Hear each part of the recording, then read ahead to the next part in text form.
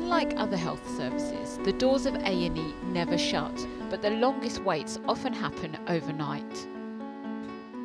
At Ysbyty Gwynedd in Bangor, nearly 50,000 patients a year visit the emergency department, but in April, almost a third of them spent longer here than the 4-hour target. I'm Saleyha Ahsan, emergency medicine doctor and filmmaker, and I'm turning the cameras on my own A&E. It's Tuesday evening after a busy bank holiday weekend when Registrar Dr Arvid Shigd arrives. He faces a night-long battle to clear the in-tray, but at the 10 p.m. handover, there's already a backlog of waiting patients. How old is she? Sorry? She is in her 60s. Yeah. A medical patient arrived this morning. Okay, so we'll crack on. When I checked, there were 14 patients to be seen, and the longest wait is 7 hours. That's not good. It's extremely busy tonight.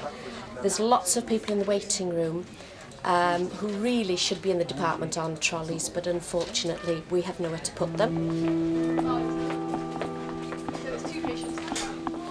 Yeah, this lady's been arrested for possession of a knife, and then while she's been in custody suite, then she's been seen to go unresponsive and to have a creative seizure. And airway has been fine? Airway's been fine. She rolled herself onto her back, she was on her side, and then once I've given her some pain, she rolled herself onto her back. Okay. Now what's this? I think she might still be twitching. Okay. Her eyes are twitchy. Okay, and what, she's only had diazepam? She had 10 mg diazepam rectally. She's not got a line in, no, we couldn't get a line in. Okay. I'll get a line in. Okay.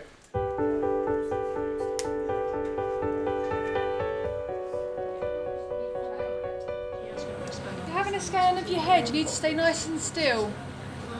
In Bangor, scans like these are booked via an overseas service of NHS-trained expat radiologists who are awake and can be as far away as Australia. Got a CT head request, please. Name of the patient is Patricia George. She's a 61-year-old patient who's got persistent numbness on the left arm. Basically, you just phone a center, give the patient's details, and then the radiologist will take the phone call. And then we don't need a consultant out of hours to approve the CT scan. So it's nearly 2. We started at 10, and there's still now patients from 4:30 in the afternoon. So we didn't gain a lot.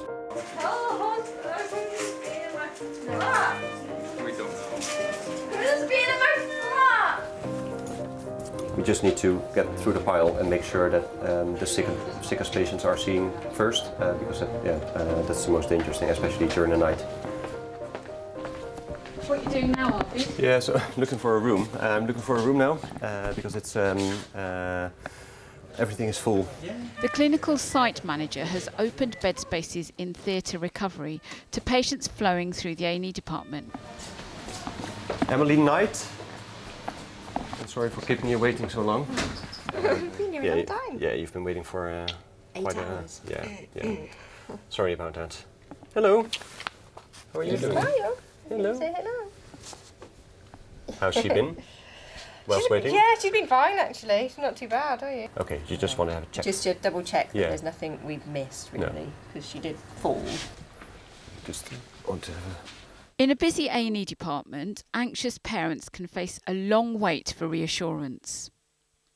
And that's also the case for this family and their baby.